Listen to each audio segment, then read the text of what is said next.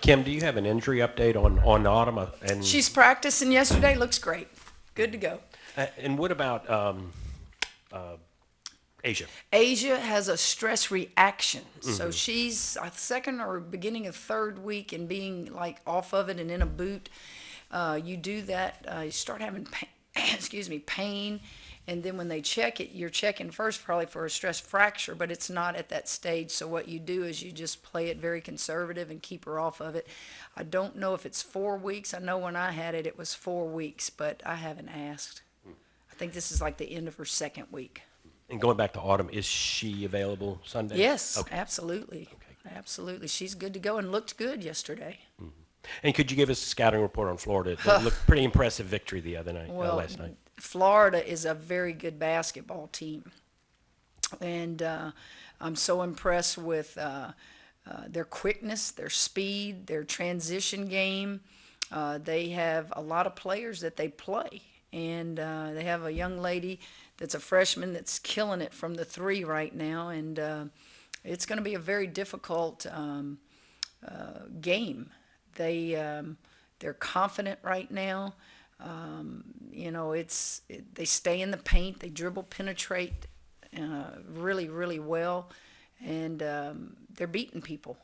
They're beating people. It's going to be tough for us. Coach, about to enter the middle third of the SEC schedule. Do you adjust the way you coach or focus? Usually this will be the hardest part because there's no end in sight and you're too far past the beginning. Well, you just coming off a bye. So as I told you after we played the other night, I wish we could keep playing. Sometimes you want those byes and sometimes you don't. I wish we could have kept playing, but nonetheless, you just keep trying to make them understand we haven't arrived yet. There are no guarantees that we're even going to be in the NCAA tournament. There's a lot of basketball left to be played. We still have to go on the road and try to compete with the Floridas and the Arkansas and the Tennessees and the Ole Miss. There's a lot left. And just stay focused. Today, let's stay focused on Florida and realize they're good. And then we've got to play them again, right after you go in, 2 or 3 weeks. Don't they come here? Can't remember the date. I can't look past the next game, but too much basketball left to be played.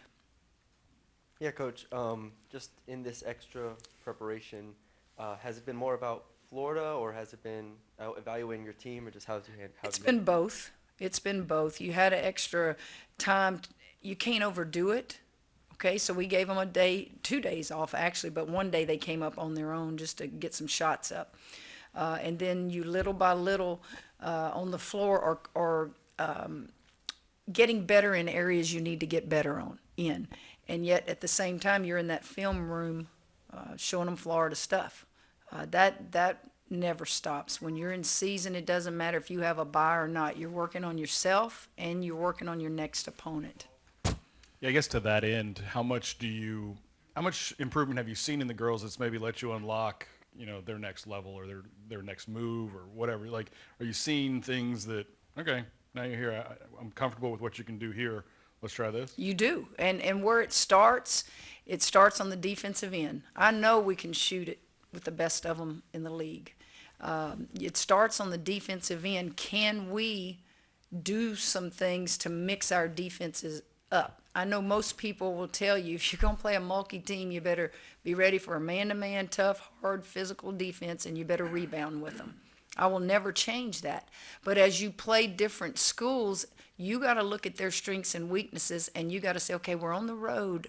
In this moment, I might need to throw that 2-3 zone at them. In this moment, I might need to throw that full court press at them that we haven't had to use to this point. Just tweaking stuff so that if I've only done it one time, all 5 players on that floor know what we're doing. The injuries, you have to adjust and adapt to, but you can't dwell on it. Next man up. And that's how we approached it. When you got Asia out and Autumn out, you become a little shorter in the depth-wise in the post. So what do? I take Sarah. She hits a big shot the other night at the 4 on the pick and pop. You use kids in a way where they've got to buy in the moment, and it's all about the team. It's all about helping us. Kim, you mentioned before how much you like the mid-range jumper. I was talking to Kayla and to Jalen about it, and they said that's part of their game that's improved so much. Are you an outlier there teaching that? And I know it's from your background, but is that something that's being ignored, and you one of the few that doesn't? Well, you have to do what your kids are capable of doing. I can't make a mid-range jump shooter this proficient three-point threat and never use what they do well. It's evaluating kids' strengths. I think people get so caught up into the three ball because of the pros. How many guys in pro ball, if I told you to give me 5 guys in pro ball right now that shoot mid-range jumpers and it's automatic, could you name 5? No. It's all about the three ball now. And in our game, it's the three ball, it's layups, and it's free throws. Okay? Well, what if you don't have that on your team? What if you're not ever able to recruit that? You have to take what you have, and you got to put them in a position offensively to score the ball. And so I judge coaches and their ability to coach based on what are they getting out of their kids that those kids are capable of doing. You don't go throw in an offense and say, this is what we're going to do now because that's the offense I know, and I'm just going to make them be a three-ball shooting team. But yet you got 2 post players in there that are all Americans, and they can't go out there and shoot the three, so you got to adjust. You have to adapt. I have been blessed to honestly have some tremendous mid-range jump shooters in the women's game. And you know what? There's not many girls that can just shoot a mid-range jump shot. And I've been blessed to have an abundance of it in my career. I don't go looking for it in high school, but I can tell if you're a ball player or not. And if you can score the ball, it's our job to figure out where to get you those shots. Now, what Cherry and KP and Lex can do, they can shoot the three ball. So if you look at their range now and you look at their percentage shooting the ball, those kids, if you leave them open, they're going to shoot the three ball now. And that includes Ryan. But you're going to have to stop the mid-range first. Is that what's top 10 in the country in scoring? Is it because you're so multiple? Do you feel like that's why you've been so successful scoring it? I just think we try to play to the kids' strengths. We just really do. Use Foss as an example. That kid is shooting, 65% from the field. So if you named the top 2 or 3 post players in the country, would you name Foss? Probably not. But if I ask you, well, shouldn't those top ones be leading the country in field goal percentage? If they're that good, shouldn't they be? That's a big thing for her. That means she's taking shots she's capable of taking. She's mixing it up, facing the basket, and now she's doing what? She's getting you offensive boards, she's battling, and she's getting putbacks. Those are the types of things that do what you're capable of doing. I'm never going to ask a kid to do something they're not capable of doing. It's my job to figure out what that is. Kim, you said you're going to use the break to do some recruiting. Has the reception or interest level changed in the time that you've been there at LSU from maybe curiosity and some excitement to maybe more excitement now that people have seen how the season has gone? Well, I can only judge recruiting based on the years I recruited for Baylor. And it's very similar, Scott, in that when we started at Baylor, we couldn't get in the doors of a lot of great players because we were not a proven commodity. And then as we started winning and you won, then those doors opened up a little bit wider and you could get in there. I think with us winning, there is no doubt some of the players I was recruiting at Baylor are now considering LSU and considering LSU seriously. They were considering us because of our move. They had a relationship with us. But you still have to sell the product on the floor. You still have to convince them, Coach, are you recruiting good players that I don't want to come in there and be the only good player. And I think when they come, they see the crowd, they see the atmosphere, they see the renovation of the offices and the training room that's taking place. They can kind of see the same things that we did 21 years ago when we got to Baylor. And that excites me. Coach, coming off of the bye week, I have to ask, have y'all worked on the 3-2 zone? No. But that doesn't mean we won't run it. We have worked on zones that we're comfortable with. I'm not a great teacher of zone defense. I mean, that's just, I didn't play for anybody that was a great teacher of zone defense. That doesn't mean that I couldn't just put together something like I have in the past, but I did teach and do teach a 2-3 zone. I do teach a full court zone press, a 3/4, half court zone stuff. But I'm not going to go spend hours teaching something that I'm not good at, or teaching something that we're going to run a lot of. If we do a 3-2 or a 2-3, it would be just to disrupt them a little bit. I'm going to continue to trust those kids that they have in their mind a little bit of a remembrance of what they used to do when they did a lot of matchup zone. But it's been more about continuing to do what they've been taught since I've been here. And I have to ask, I asked you about Kayla Pointer a few weeks ago.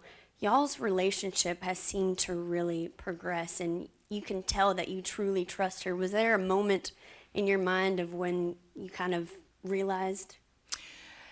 You know, I didn't know Kayla before I didn't know any of them.